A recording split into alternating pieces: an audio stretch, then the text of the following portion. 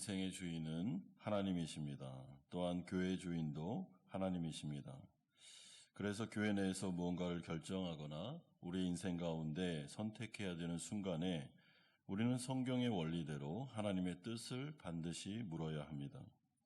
그래서 하나님은 이스라엘 왕을 뽑을 때 그 자격 조건이 어떤 면에서는 굉장히 단순했습니다. 하나님의 마음에 합한 사람, 하나님을 경외하고 그의 뜻에 절대 복종할 수 있는 사람을 원하셨습니다. 그래서 참된 이스라엘의 왕은 영적인 훈련 과정을 겪게 됩니다. 낮아지고 또 낮아지는, 그래서 자신에 대하여 자신의 연약함을 깨닫고 하나님만을 의지할 수 있는 사람. 그래서 하나님은 다윗을 오랫동안 광야에서 훈련 과정을 통과하게 하셨습니다. 하지만 압살롬은 반대로 그런 훈련 과정이 없었으며 또한 하나님이 그에게 왕권을 주신 적도 없습니다.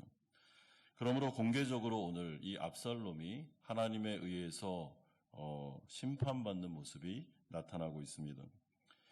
오늘 본문에 이제 다윗과 압살롬의 전쟁이 시작되는데 다윗은 자신의 군대를 정비하고 세 부대로 나눕니다. 한 부대는 요압에게, 또한 다른 부대는 아비새에게, 그리고 또 다른 부대는 이떼 휘하에 맡김으로 전쟁을 대비하고 있습니다. 여러분, 이런 모습을 보면 이 다윗과 그의 신하들이 얼마나 전쟁에 능한 전쟁 전문가들인지를 보게 됩니다. 그런 후에 다윗은 자신이 전쟁의 선두에 섬으로 백성들을 직접 지휘하겠다라고 말하지만 백성들의 반응은 3절에 보면 절대로 나가시면 안 됩니다. 당신이 중요한 분이기 때문에 당신은 여기 계시고 우리가 나가서 싸우겠습니다라고 말함으로 충성심을 보여주고 있습니다. 이에 다윗은 이들의 충성에 화답하고 나가지 않기로 결정하고 백성들만 전쟁터로 보내고 있습니다. 근데 여기서 문제가 하나 생겼습니다.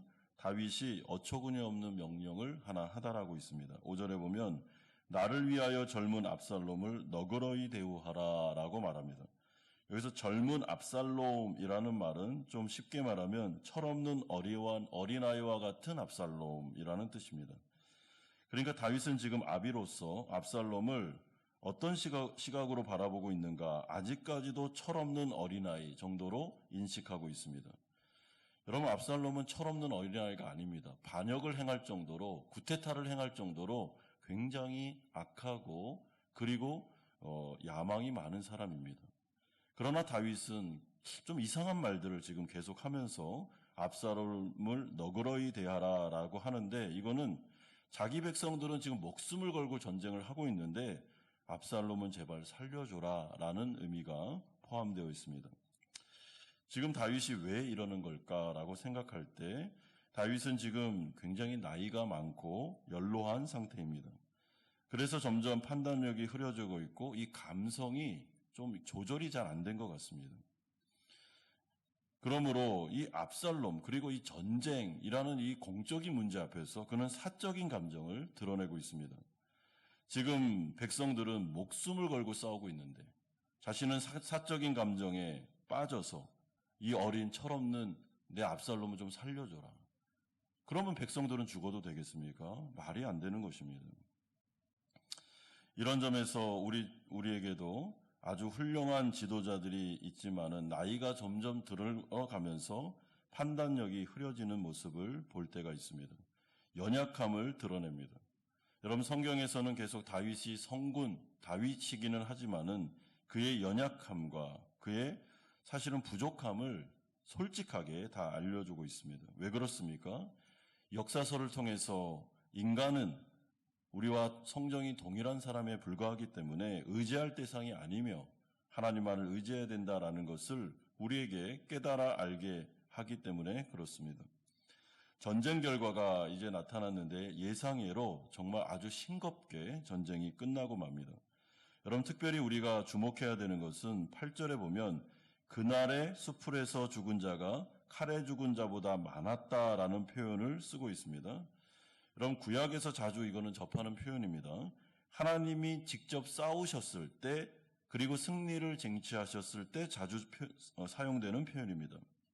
그러므로 이 말씀을 영적으로 해석하면 이런 뜻이 됩니다.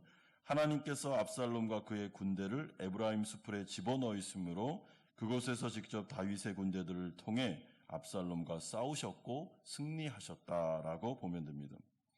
따라서 지금 압살롬은 자신도 모르는 사이에 하나님을 대적하며 싸우고 있었습니다. 그러니까 당연히 백전백패죠. 여러분, 다윗이 전쟁에서 백전백승을 할 수 있었던 이유는 그가 아주 뛰어난 사람이기 때문이 아니라 하나님이 그의 편에 서서 그와 더불어 싸우셨기 때문입니다. 그러나 오늘은 반대로 압살롬은 하나님을 대적하여 싸우기 때문에 그는 당연히 질 수밖에 없습니다. 이에 하나님이 어떻게 하십니까? 정확히 자신의 심판을 압살롬을 향해 겨냥하십니다.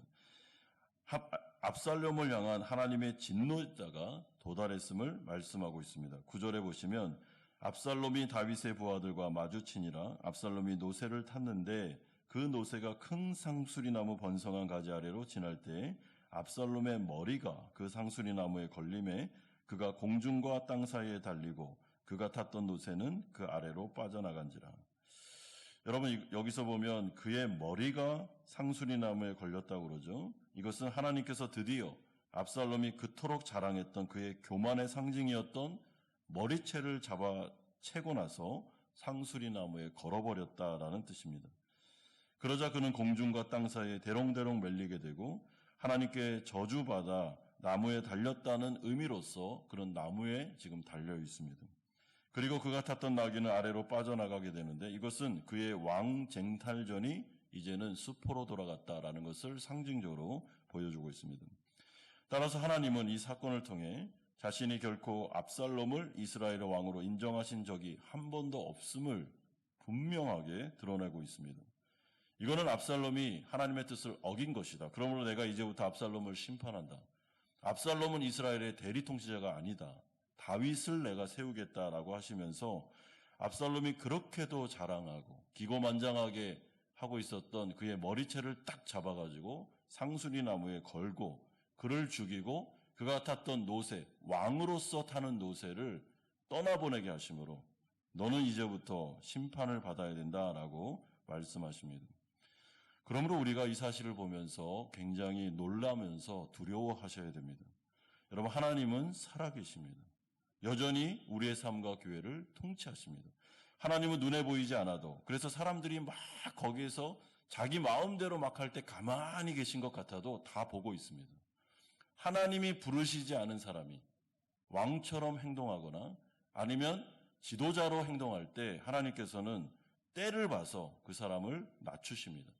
끌어내리십니다. 하나님이 부른 사람만 지도자가 될 수 있는 것입니다. 그래서 하나님을 두려워하지 않고 인간의 방법으로 온갖 술수를 다 써서 내가 아무리 지도자의 위치로 올라간다 한들 여러분 올라가도 끌어내려버립니다. 두려운 분이십니다. 우리의 인생과도 마찬가지인데 여러분 인간적인 방법을 가지고 우리가 높은 지위에 올라가고 성공하려고 하면 그건 성공이 아닙니다. 한순간에 하나님께서 망하게 할 수 있습니다. 그래서 하나님 나라 백성들은 계속 이게 하나님의 뜻입니까?